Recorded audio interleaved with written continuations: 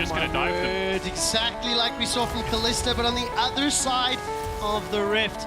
Unforgiven is now pushing onto Trimby, managed to find that Zenith Blade. Kaiser's tanking up the turret in first blood. Beautifully executed. Simple and easy. Rogue learned nothing from the last game. Yes, you can change up your draft and have picks to contest the Kalista, but change up your bloody game plan. You need to make sure you stop these level 1s from happening. Comp's in the exact same position as last game. And part of me thinks, because not many European teams have done this, they haven't had the stage experience. Really tried to get it working. So I must apologize about that. This will stop eventually as Niski will be able to use that Claw of Doom to pull Larson towards him. Mad Lions, again, off to a strong start in the laning phase.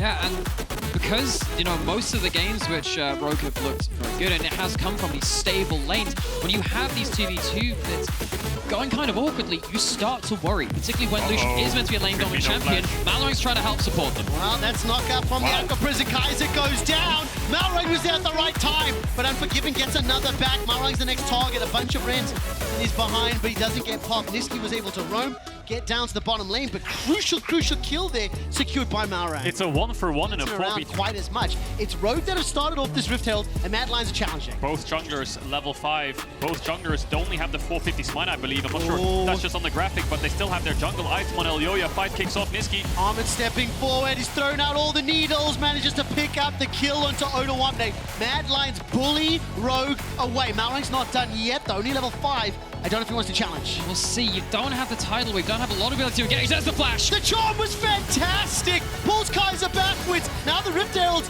actually reset, running back into the pit. Malroy's going so incredibly low. Here comes Unforgiven. Rogue are wrecked and ruined inside the river. Trimby's going to get one more shot. Niski able to secure it, and Niski forced to go.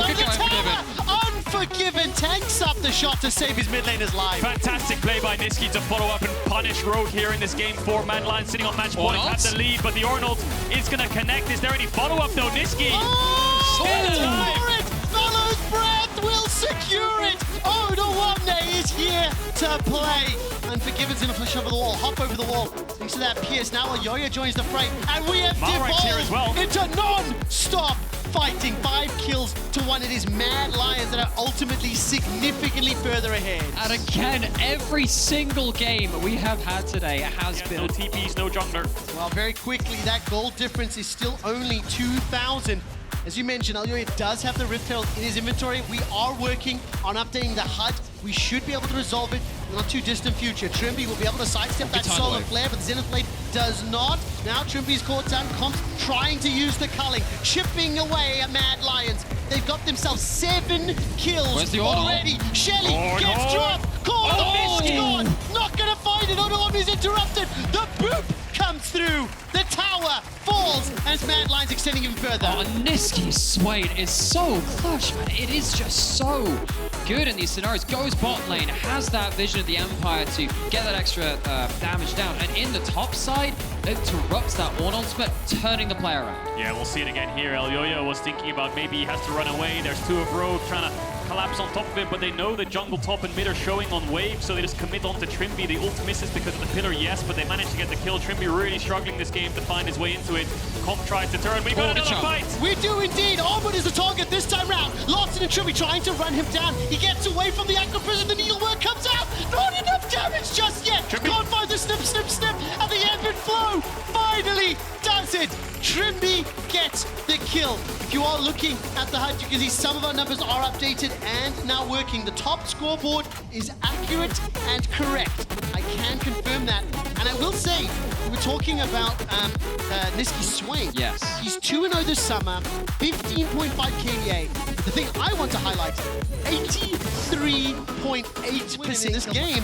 They are currently up, despite the fact that... We're about to find out. Ult connects onto Unforgiven. Where's the follow-up? Let's find out. Cataclysm. He's just waiting to come into the fray. Unforgiven. What can Niski do? What can Niski do? Culling. What can Niski do? Tidal wave goes wide, and Mad Lions will be able to push forward. Niski waiting for the Demon Flare. Doesn't get it off just yet. So much damage from Rogue. It's an ace. Needlework's coming forward. That's 4 down already. Over the wall. wall, looking for another charm, waiting for the Orb Deception.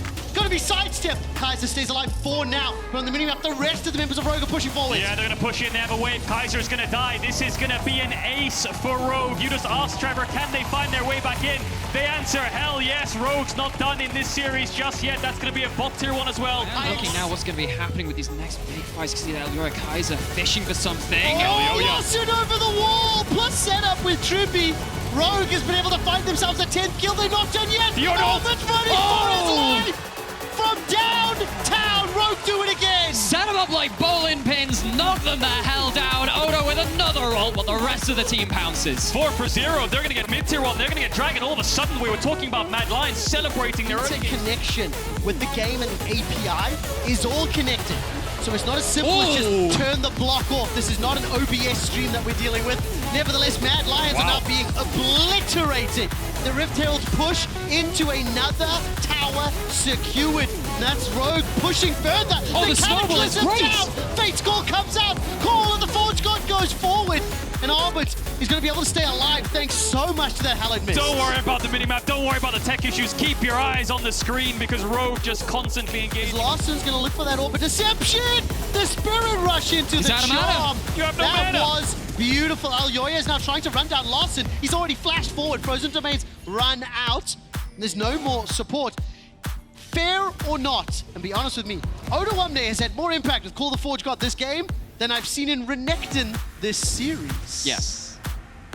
Oh, there's a few chuckles from the audience. In the team fights, if you tag enough damage with the Swain and the Gwen onto maybe the Lucian, it's difficult, but that's the option. I don't think Armut will ever have any side pressure. He's gonna get cancelled. He's just gonna die. Waiting on the ulti as long as possible for Comp Gap close. Down goes the Gwen. Now Rogue can't really force anything their own. They don't have a bot tier 2 to play for, but they could run to the top side here. Arm with no TP, 40 seconds. Lions after the previous game where his Jhin was not allowed to shine 5-0 in 6. The Lucian is absolutely dominating and Baron will be somewhat threatened, but Larson there we not go. fully aware. Call of the Forge God is sending us to game 5. There is no doubt in my mind that Rogue are going to close this one.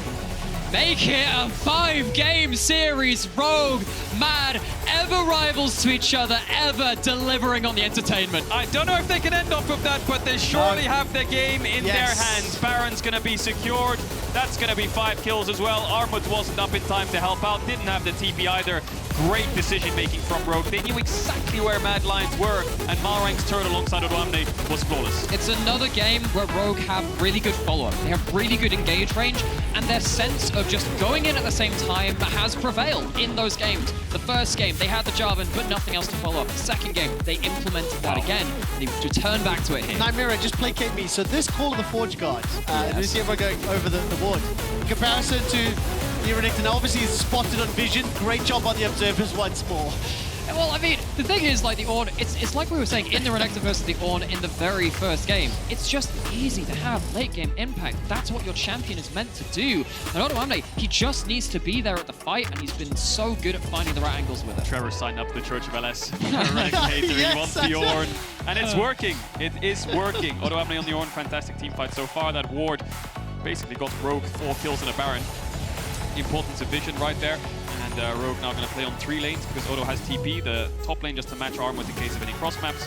And they're going to get also mid-waves pushed in. And Dragon, you could go for Dragon, of course, in the next minute, but they could also use this as an exit objective. They have 2 minutes of Baron, so they want to start sieging the base. Straight over the wall!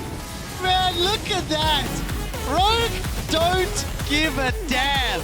Stepping forward like the Honey Badger, Mad Lions are getting wrecked and pulled apart inside the base. While that's going on, Armut is trying to push the top wave. Odoamne's got the teleport available to him.